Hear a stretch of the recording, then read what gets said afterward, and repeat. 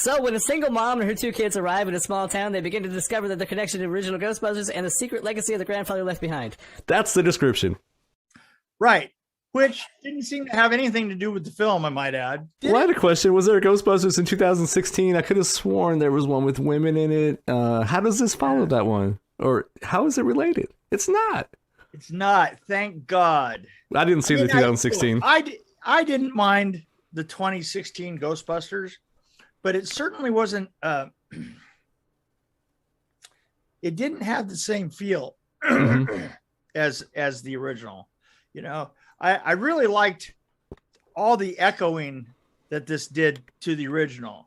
And I thought maybe that they had blown that when we were in the middle of nowhere, but they kept bringing familiar elements back in as the film went along, just to make you go, oh yeah, that's right. Oh, this and that. Yeah. You know, but I felt like it was a little, I like that, but at the same time, I thought the stuff that wasn't about, okay, this is weird.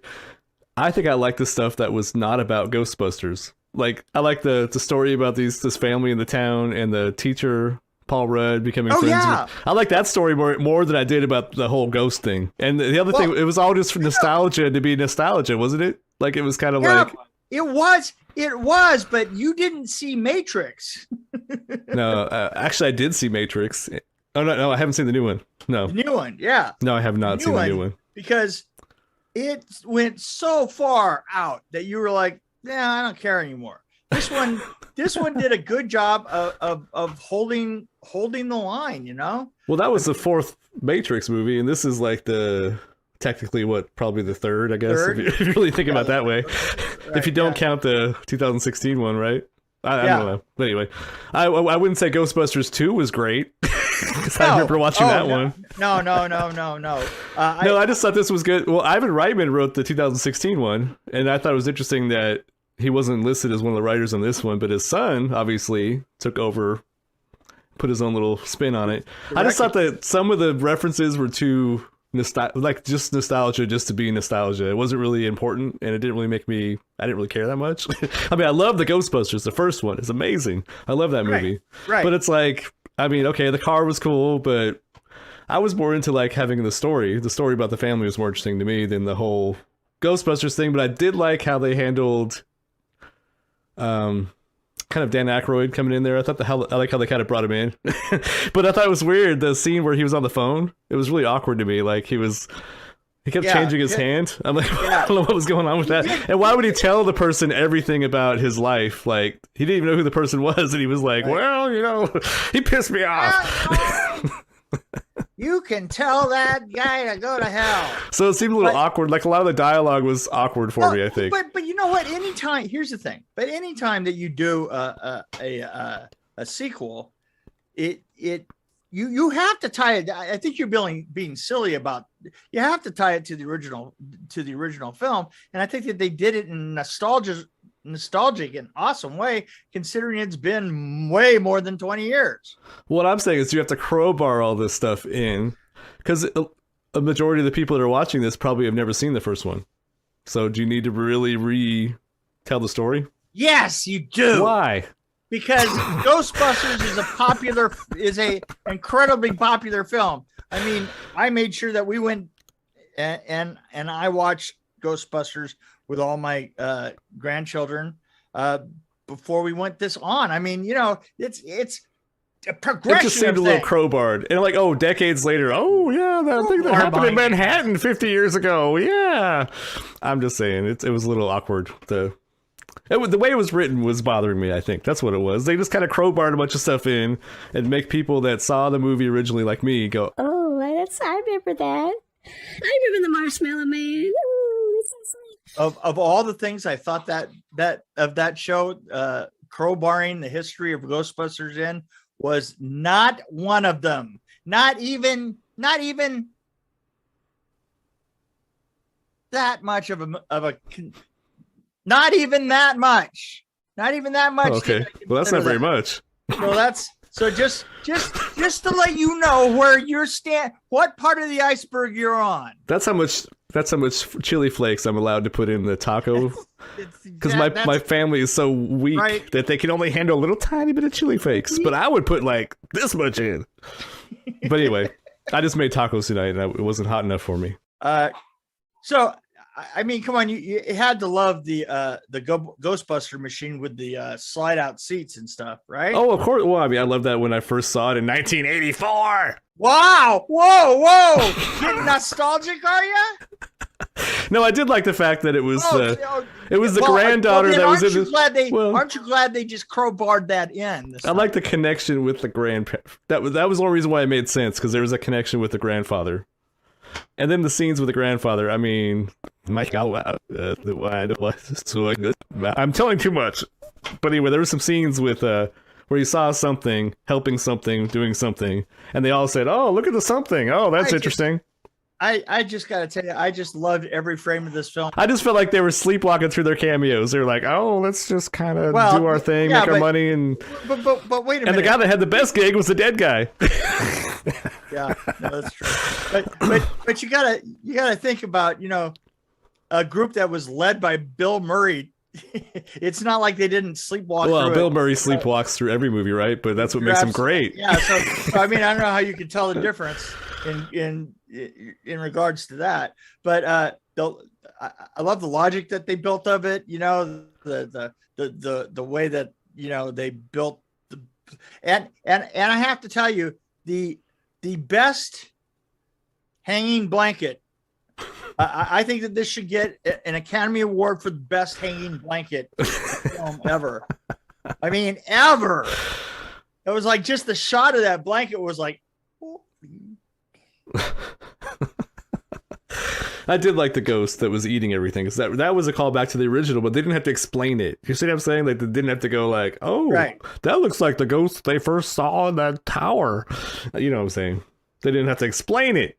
You don't have to explain everything. That's my point. Like, the new people, like the 20-year-olds who probably never saw Ghostbusters, can probably understand the movie if you don't have to say, "Oh, this thing happened 20 years ago." And they said it more than once. I was like, how many times are they going to say that? Wow, you're such a... No, I actually, it sounds like I hated it, but I really didn't hate it. Really? What the hell is wrong with you? No, I was watching a Ghostbusters movie. No, you don't hate this film. You're just hating on this film. And that's here's different. my problem. It's a sport. Well, I'm watching a Ghostbusters movie, and I'm enjoying the stuff that's not even about Ghostbusters more. I'd rather see a movie about Paul Rudd and this family that moves to town, and I don't care about the ghost stuff after I see that. So yeah, but which is really funny, because if there was one thing that did hit a clinker, it was that there was absolutely no chemistry between Paul Rudd and the mom, right? I mean, it was awkward. They honest to God, they looked like they absolutely hated each other and were just barely tolerating standing on the same set at the same time. Well, don't you think it was? Well, if you're in a small town like that, you kind of have to take what you get, right?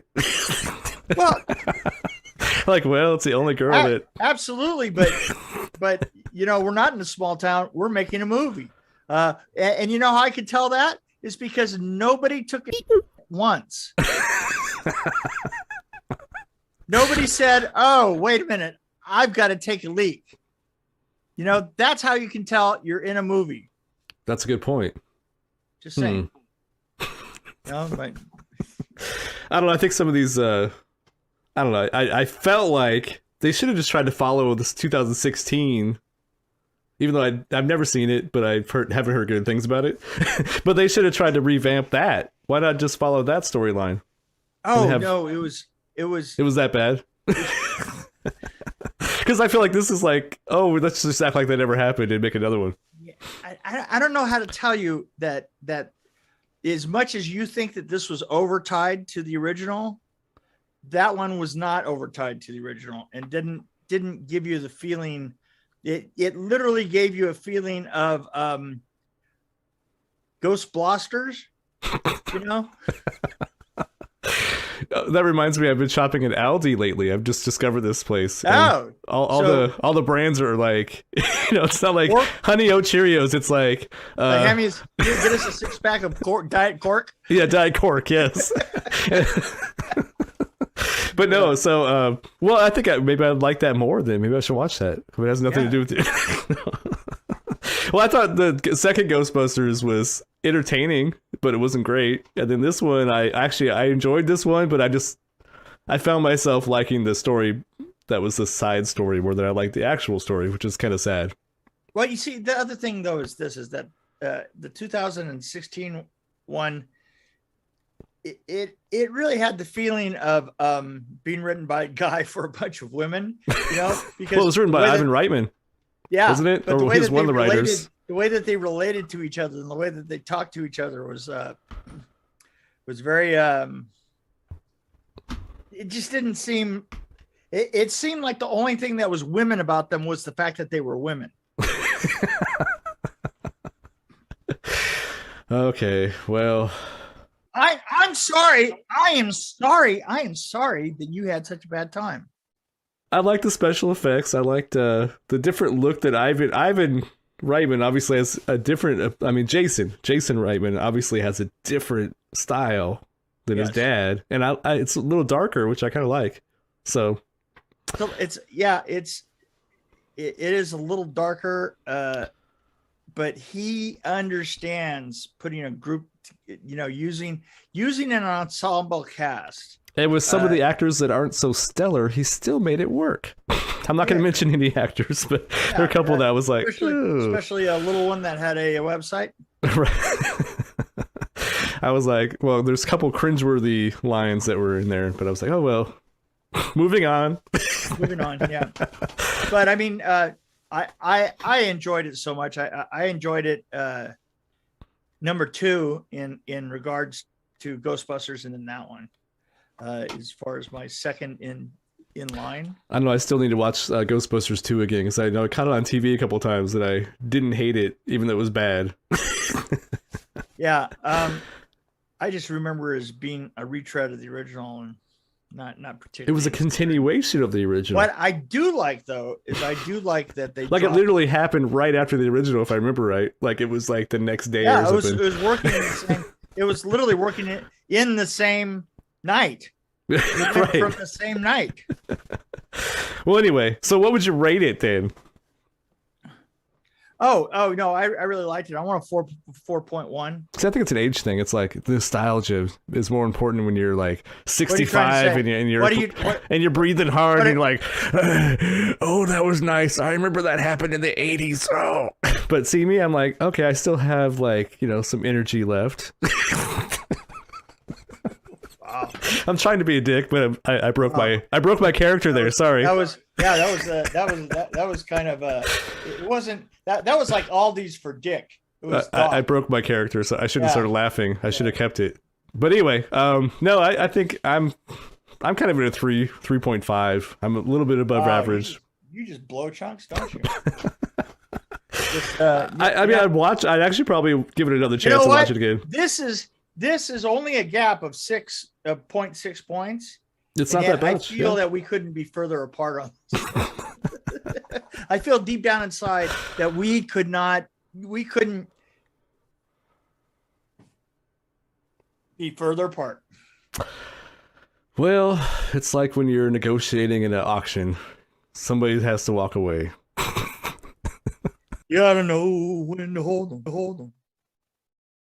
Know when to fold them. Know when to walk away. I know when to run. That's like one of the best songs ever. I don't know why I like it, but I like that song. Oh my God, The Gambler? Yeah, I love that song. I gotta admit, there is one song that I like by him. Is the one Being on the Road. Right. Yeah, I like that one. So